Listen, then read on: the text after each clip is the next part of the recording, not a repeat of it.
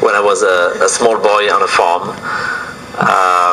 I grew up on a farm, so the advantage of it is that we were living and eating about 95% of what we were producing. So we were doing a lot of, we had a lot of livestock, so we were making milk, we had goats, a lot of goats, so we were making goat cheese. When you are young and you're waiting for the first strawberry from the garden, from the first new potatoes, from the first green beans, and all this, and really live through the season and wait with expectation, but also with anticipation for things to naturally ripe and grow. It's wonderful, I think, and I think really give you a sense of nature and reality. When you're in a city and you go to a store and you see things all year long, you're sort of disconnected a little bit more. And from that, I decided to be a chef. I don't know why, but I know that I love food. And I was 24 at that time. And I said, well, I've seen a lot in Europe. I've learned a lot. I think it might be good for me to take a little break and go and see in America what's happening. And I remember when I came to New York that time, my friend organized a brunch with David Boulud, who was his friend also. And so that was David before he was a chef too. And he had a small apartment on 55th Street across from La Côte Basque. And so David cooked me lunch. And from that, I always liked New York. I spent a month in La Côte Basque just to see, observe.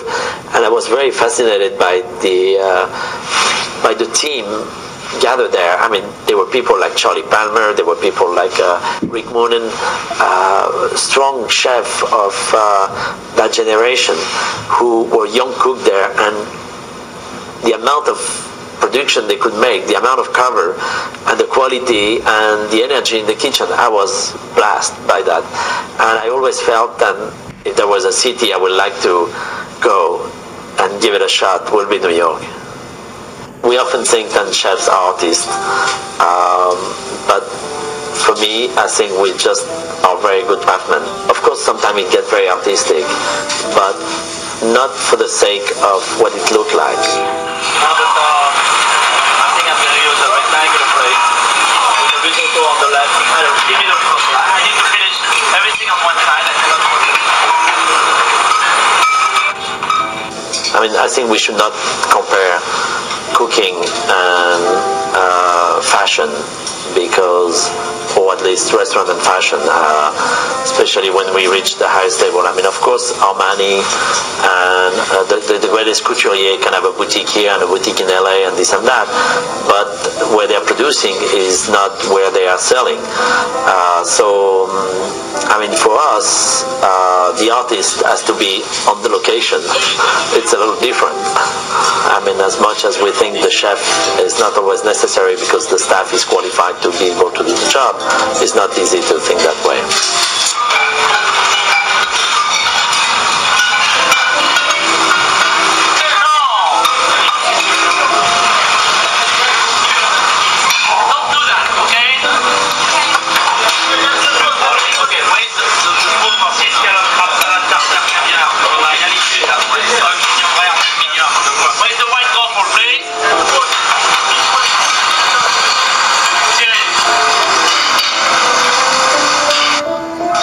I believe that it's easier to be an artist and to be able to, for example, a real artist don't really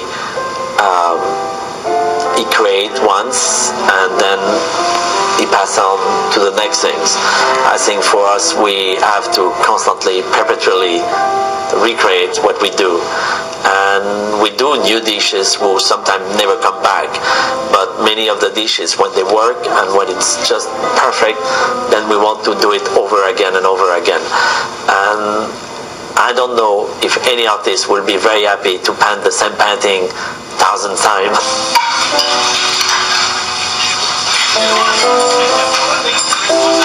I tell you, bring me the